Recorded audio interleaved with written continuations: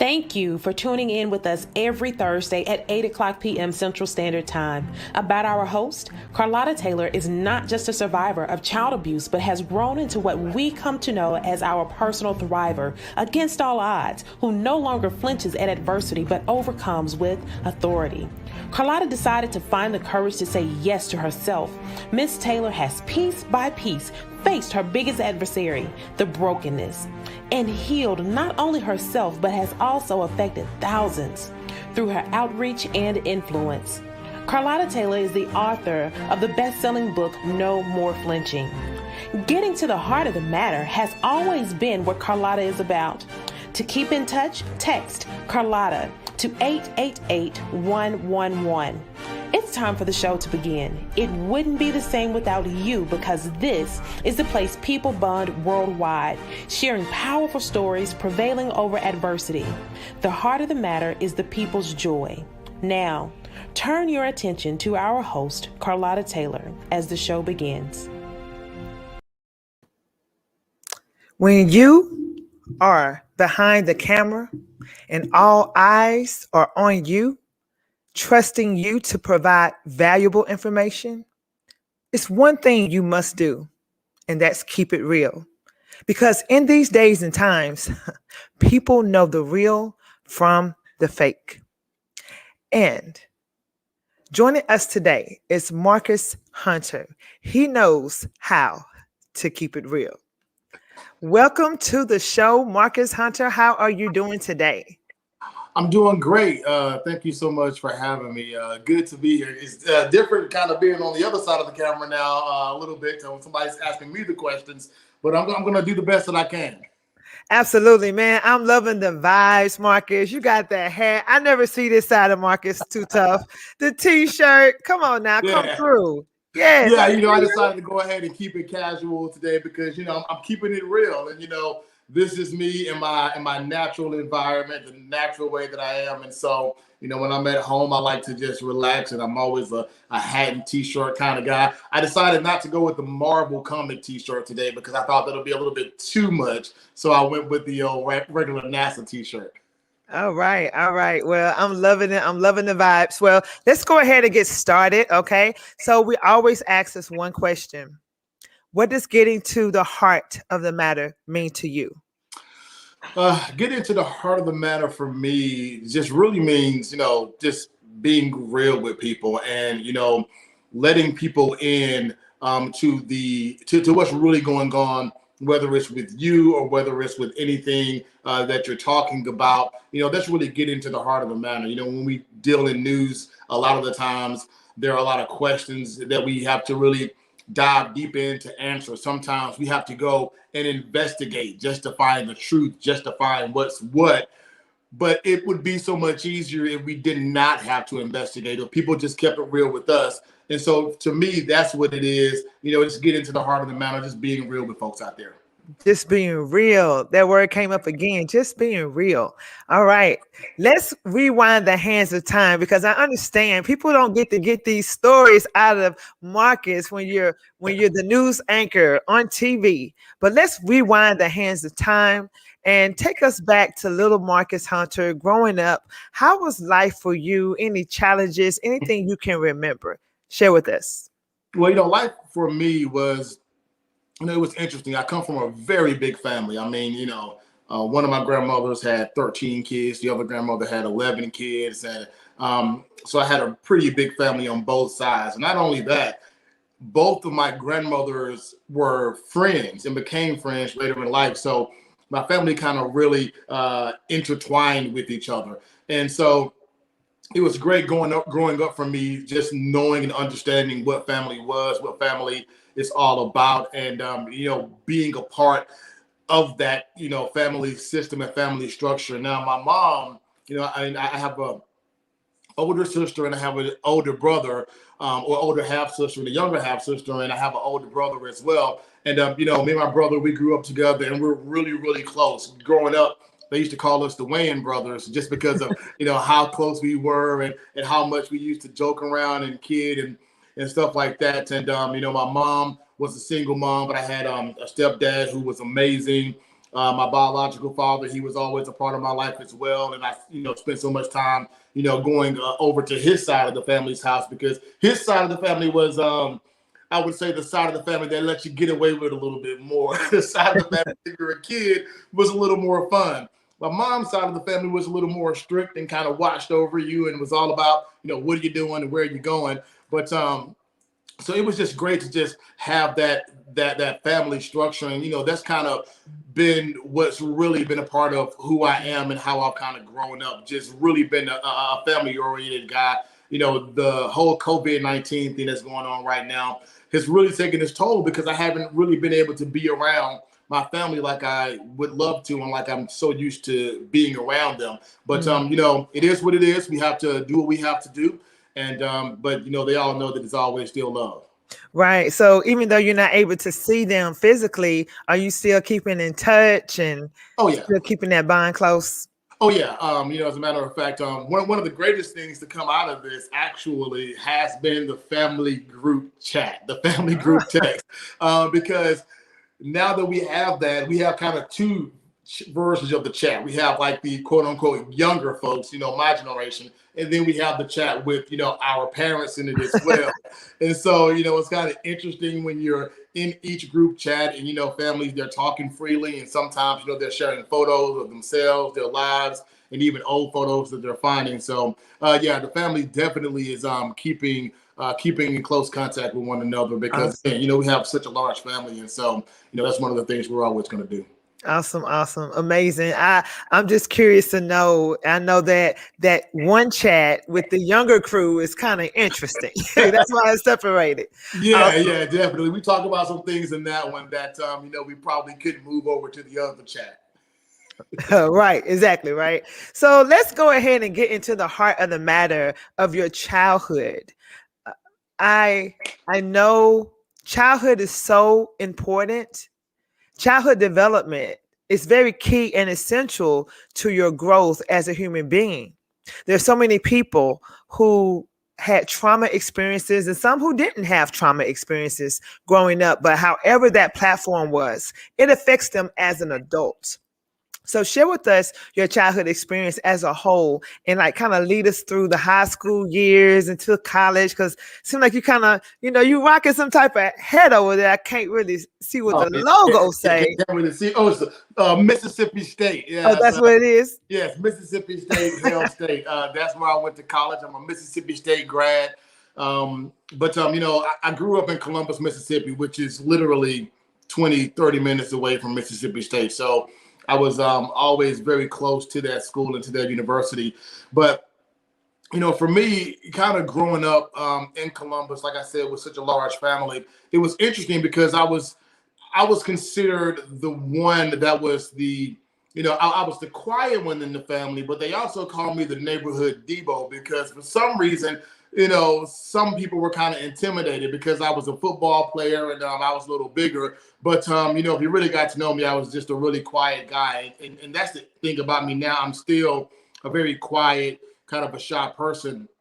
I'm more of an introverted person than I am an extrovert. Now, I know on TV I may come across as an extrovert, but I'm very an introverted person. So, being home and being in my own space is not something that's too difficult for me.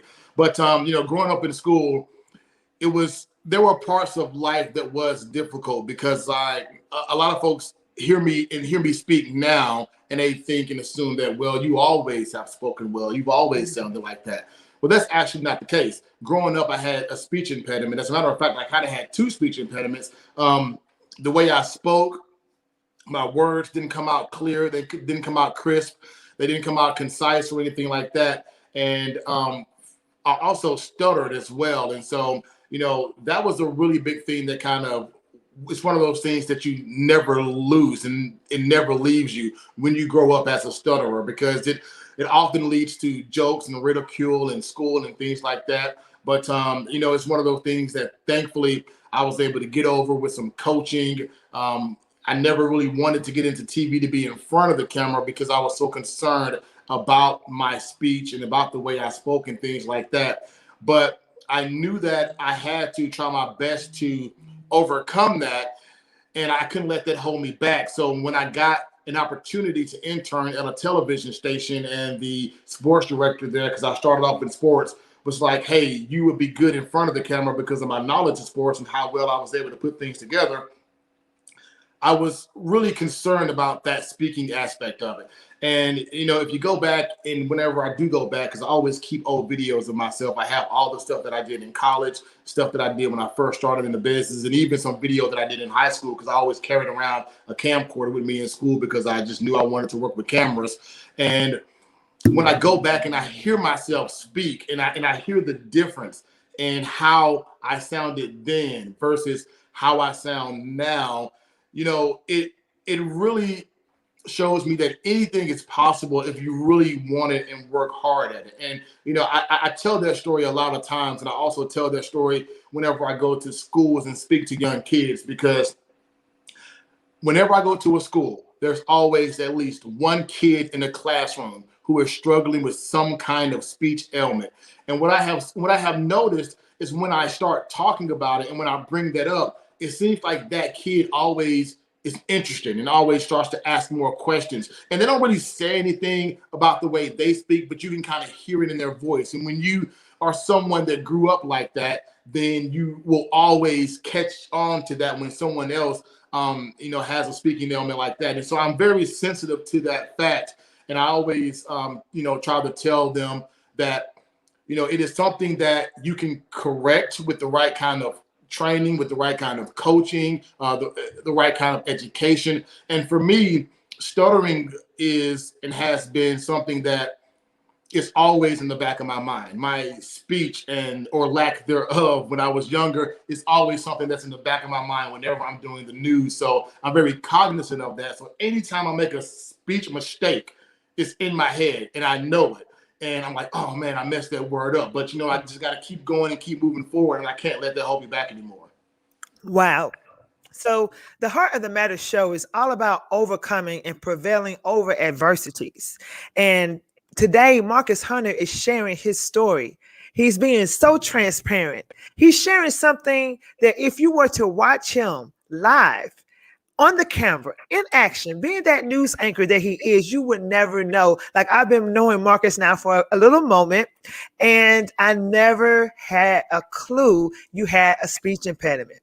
And what makes it so unique to me is, I don't know if you can tell, I talk about it here and there, but I also have one as well. And it's practically due to not being able to use my voice as a child. When I was going in and out of foster care, in the abusive homes, I was always told one thing: shut up. So just imagine being a child who's not able to use her voice, and anytime you do speak, shut up. So I got used to mumbling. And what did that do for me in my later years? It caused me to have like a slur, and it just doesn't sound good. And I never would have thought that I would be a person behind the mic, even interviewing you today. But thank you for your courage. Thank you for getting coached to learn how to speak well, not knowing that you were going to wind up doing what you're doing now. That is what getting to the heart of the matter is all about. So I want to thank you for sharing that with us, Marcus. So you talked about being talked about, and were you ever bullied due to the way you spoke? Sort of, kind of. So, one of the things, especially when I got older and got into high school, one of the things that I would say kind of saved me from too much bullying was the fact that I was a bigger kid. I mean, in high school terms, I was about 6'1", 185 pounds. But I played football, and so I was always kind of a muscular kid in high school because I started lifting weights pretty early. But there were the occasional kids who would, I had a nickname on the football team. What was the nickname? Can we share? This is the heart of the matter. What was the nickname? They called me Pug Mouth. That was a nickname. No. Yeah, a couple of guys on the football team would call me that, and there was also, a couple of, kids in school who would see me and go, "Abli, abli, abli," kind of making fun of the way that I spoke. No, they didn't. They did, but I will say this. One of the kids, or one of the students, my classmates, that would say that to me, it was interesting. Years ago, I was back home in Columbus, and I ran into him at a gas station. And he saw me, and I guess his first instinct was to say a blah, because that's what he would always say when he would see me in school. Wow. But then he's kind of said it and then stopped himself, and he was like, you know what, man? You sound so good now. Like I've seen you on the news, and somehow you got over the way you used to talk, man. And that's dope right there.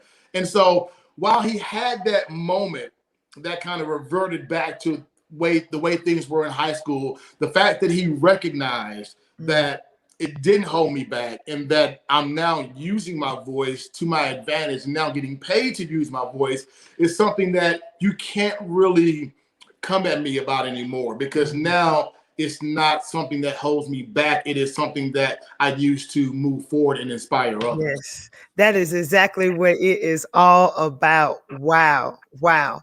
So you talked about coaching, and I've had some coaching when it comes to speech and things like that, but what made you want to reach out to get the coaching? Was it specifically because you knew you were going to be a news anchor and that's what you wanted to do, or was it before then? Well, it was after I got into the television business, because I got into TV because I wanted to be a movie director. I wanted to learn how to work with cameras and film and things like that. And so that's kind of how I kind of got into it. But it was when I had the sports anchor, a guy named Marshall Harris at the time. He was the sports anchor at the Columbus, Mississippi, where I'm from, at the TV station there. I interned at that TV station, and he understood that I had a knack for sports. I mean, I was playing football in Mississippi State. I was a walk-on there, and I understood sports. And he was like, hey, you should give this thing in front of the camera a shot. And the good thing about TV, especially when you're not live, you can do it over and over again. So I was able to do several takes from my stand-ups, but then when I would go back and listen to them, I could hear it. The fact that I was able to hear it so much then, when I was watching myself back, I was like, I need to go get this worked out. If this is something that I want to pursue in life, I have to go get this worked out. And thankfully, Mississippi State, they offered a speech course that allowed me to go and learn how to speak. And also my old job, WCBI in Columbus, they, in a sense, recognized that I had a talent that they wanted to, harness. And so they helped me pay for some extra speech and diction classes over at the MUW, which is in Columbus, where I'm from. And so, just having those resources and not being afraid to go in and not being afraid to, let someone break down the most vulnerable part of me and help me correct it. So that's kind of how it all happened with me working on my speech. And at one point, I didn't think that it was something that could be fixed. But, I've always heard the story about James Earl Jones. My mom used to tell me about James Earl Jones and how James Earl Jones stuttered and had a speech impediment when he was younger. And now we all know his voice anytime he speaks. So, she would tell me that story, and that kind of inspired me just to keep moving forward. What's so remarkable about your story, Marcus, is that you are a perfect example of a person who you have a purpose. You have a purpose. You had a destiny to do what you're doing now. However, it didn't come easy. See, people have a tendency to believe that if you're operating in your purpose, then it's easy. Okay, you're just going to love it. But you have to put that work in. Sometimes you have to go through the growing process, the pruning process, the educational process. It's going to be a fight, but it is well worth it. Wow. So let's bring us up to speed. Share with us like how your life is looking now. I know we kind of went a zoom through it really, really quickly. I know you have some other types of adversity that you have shared, that you have going on in your life. If you could share with us now, whatever really is on your heart. The interesting thing is, being here in Jackson, Mississippi, and being a news anchor is not something that was initially in the cards for me. I started off as a sports guy, and I wanted to continue and pursue that sports side of things. But I worked in Memphis, and when I worked in Memphis, I was a sports reporter and I was a weekend sports anchor. And when my daughter was 8 years old, because I had my daughter when I was young, I was 20 years old when she was born. And when my daughter was 8 years old, I got full custody of her.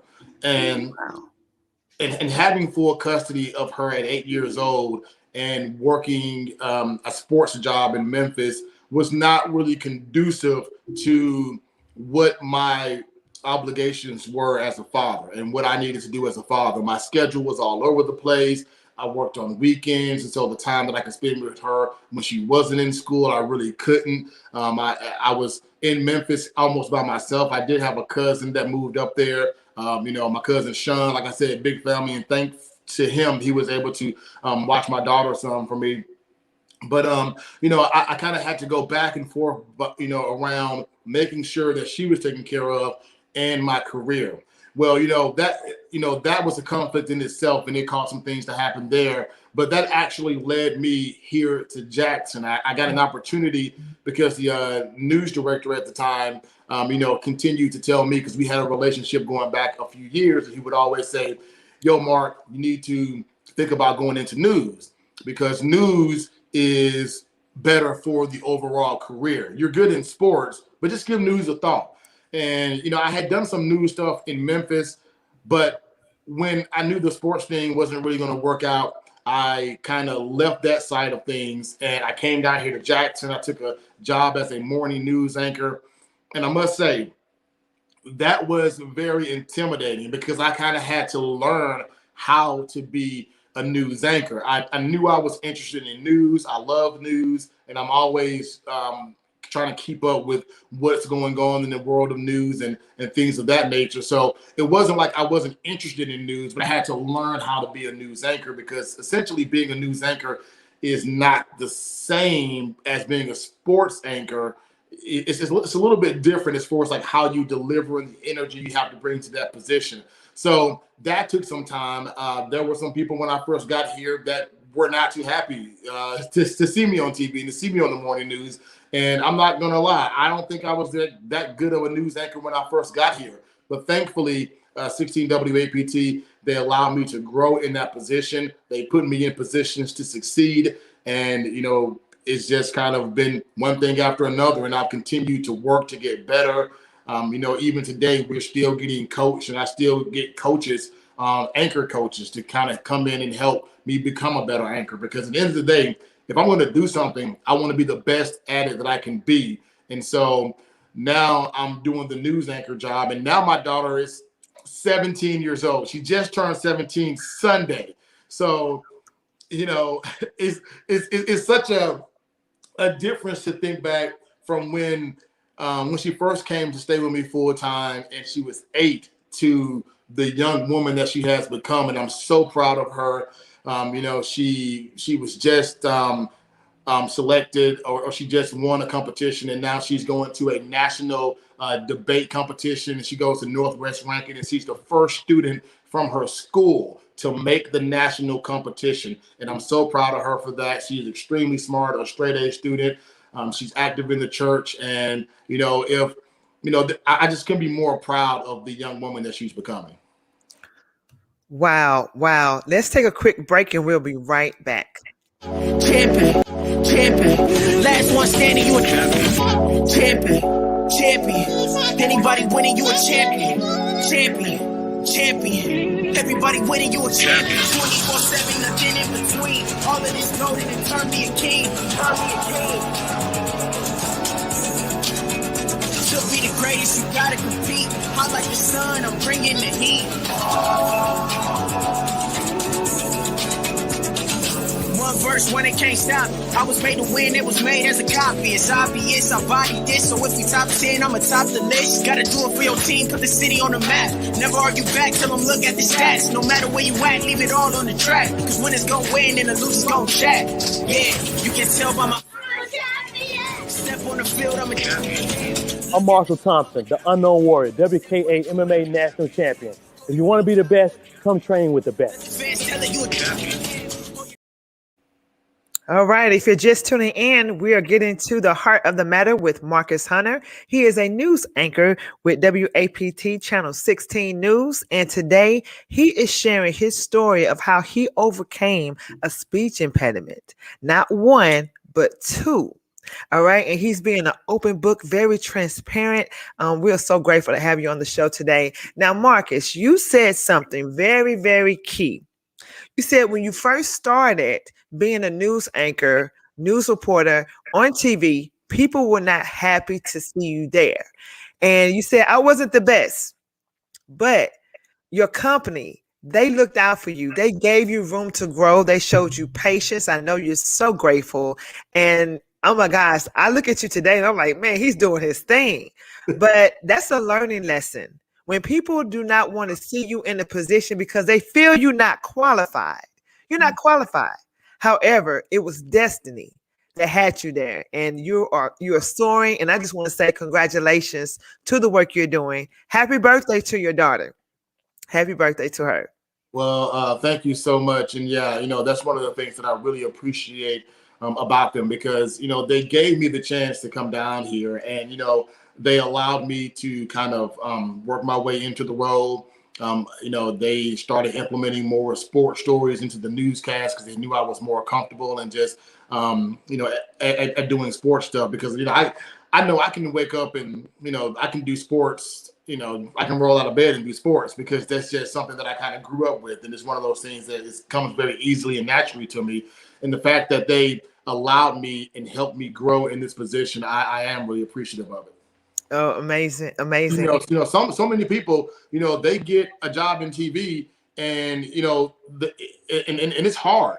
I mean, there's a lot of criticism that comes, especially today with social media. People can be very critical, not only the way you sound, but the way you look. And, it can drive people out of the business. This is one of those businesses where you don't really think about it, but you have to have tough skin because if you get on TV and make a mistake in saying a word or pronouncing a word, or in the state of Mississippi's case, the name of a city wrong, people will come at you. And in Mississippi, some of the names of the cities do not sound like they're spelled. And, but folks will come at you for a lot of things. So you got to have tough skin in this industry. Oh, you're absolutely right. It's kind of like you don't want to be made famous for doing the wrong thing.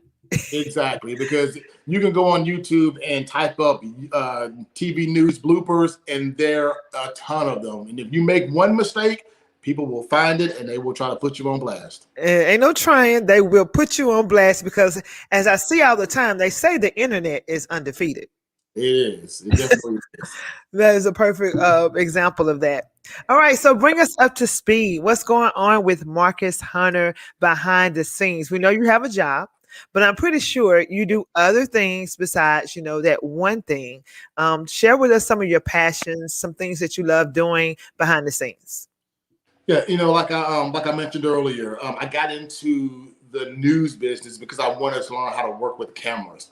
And that's a love and a passion of mine that has never left. As a matter of fact, I've started this a series that I do, which is called Impact Makers, where I will interview people and I will take their stories and I will make them longer, bigger stories to put on my platform. Because when you're working in TV, you only have so much time that you can tell a story, but there are so many big stories out there that deserve so much more time.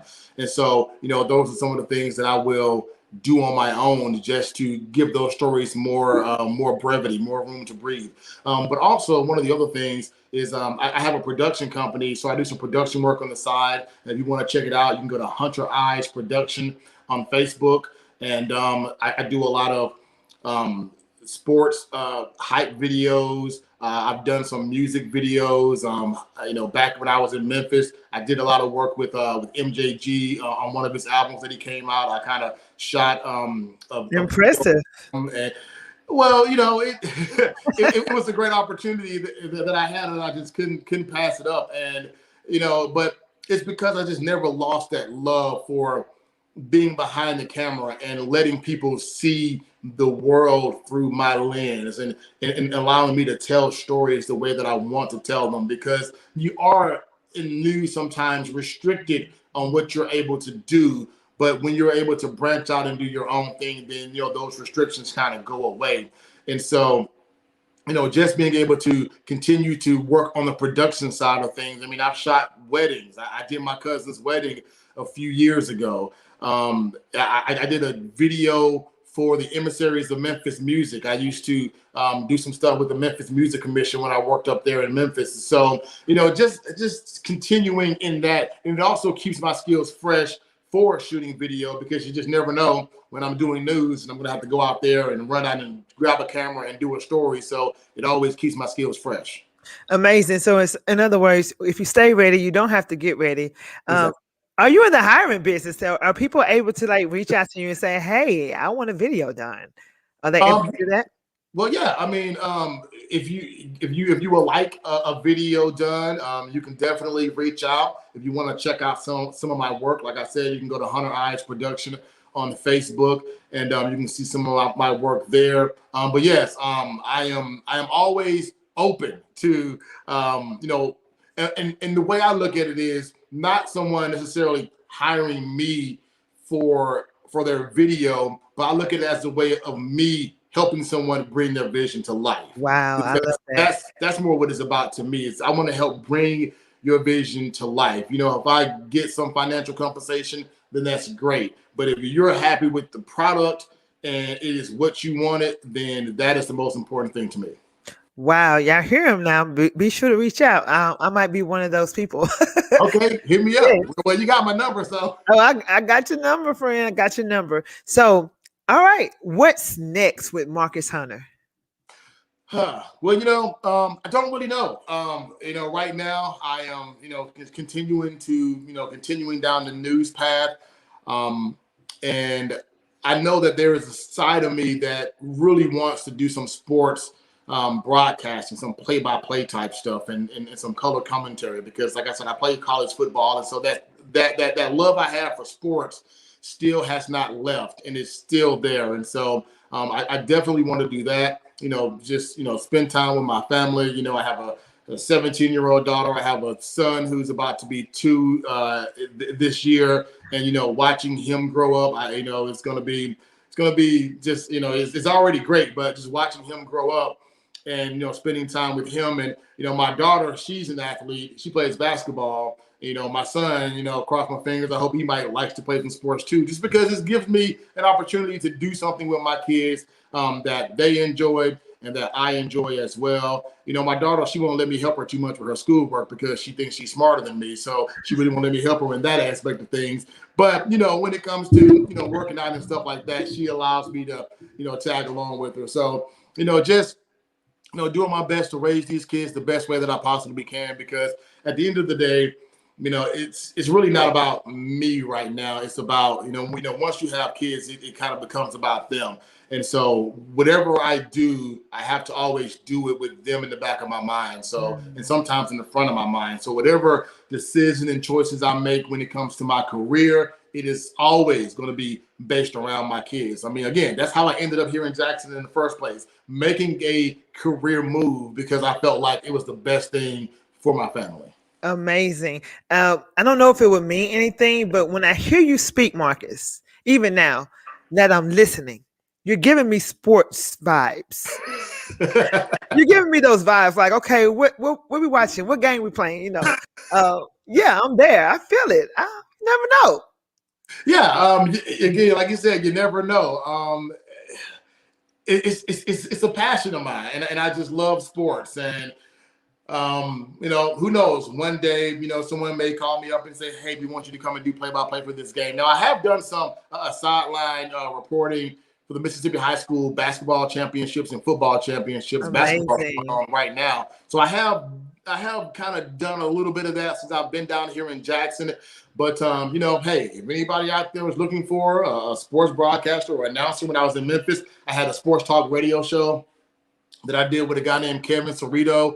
And, we were voted, one of the top sports talk radio shows in Memphis 3 years in a row. And so, again, it is a passion of mine, and I don't think that's ever going to go away. Amazing. All right. Wow. Your story is so incredible. And it's been so great having you as a guest on the show. Share with us your last thoughts, anything from the heart that you would like to share. Let me think about that one for a second. Okay, so I would say this: chase your dreams and never give up on things that not only that you're passionate about, but whatever you are doing in that current moment. And whatever you do, try to be the best at it. If you're a plumber, try to be the best plumber. If you're a teacher, try to be the best teacher. If you are a musician, an artist on TV, behind the camera, if you bag groceries. When I worked at Kroger, my first job I ever had was at Kroger. And I was going to be the best bagger that Kroger had. When you came through my line, you were going to get your groceries in and out quicker than any other bagger in there. Maybe that's the competitive side of me, but I believe that if you always do your best to be the best at whatever it is you do, then you will be rewarded in the end. Because sometimes we do hit adversity. Sometimes we might not like the boss. We might not like the coworkers. But if you do the best that you can and learn everything you can while you're in that job, knowledge is something they can never take away from you. And when I got to WCBI, my first job as an intern, sure, I wanted to learn how to do cameras, but I learned everything that I could about TV, about how TV worked, because, like my stepdad would always tell me, knowledge is one thing they can never take from you. They can take your name, they can take your job, but they can never take what you know. And as long as you learn and know, then you will always be able to find another opportunity out there. If you're good at what you do, and someone doesn't think you're good enough, or someone gets rid of you for whatever reason, well, then guess what? The next place is going to appreciate you because you know that you are good at what you do and you tried your best to be the best at what you do. Come on, mic drop. Listen, if I was on the other side and I was hiring for a sports news anchor or whatever it's called, because I don't even know the terminology, I would hire you. Oh, well, I appreciate that. Well, hey, if you got some connections out there, let me know. Man, Marcus, it was great having you on. Thank you for cutting out some time, because I know y'all news anchors be very busy. So we appreciate you, the heart of the matter viewers. We all appreciate you for sharing with us your powerful story of prevailing over adversity. Well, thank you so much for having me, and thank you so much for all you do to let and give us an opportunity to tell our stories, because I didn't even think about it until we start having this conversation. And sometimes these stories are important for people to get out there. And I appreciate you and everything you've done. And I appreciate you for your journey, because your journey to get to where you are right now has been spectacular. And, I wish you all the best in the future. And congratulations on everything you've been able to accomplish. Thank you so much, friend. Thank you for joining us today. I want to give a shout out and thank Martial Arts and Academy for sponsoring today's show of The Heart of the Matter with Marcus Hunter. And you all, see you next week. Thank you for tuning in to The Heart of the Matter. If you would like to sponsor an episode or be a guest on the show, email theheartofthemattershow@gmail.com. We look forward to seeing you next Thursday for another amazing episode.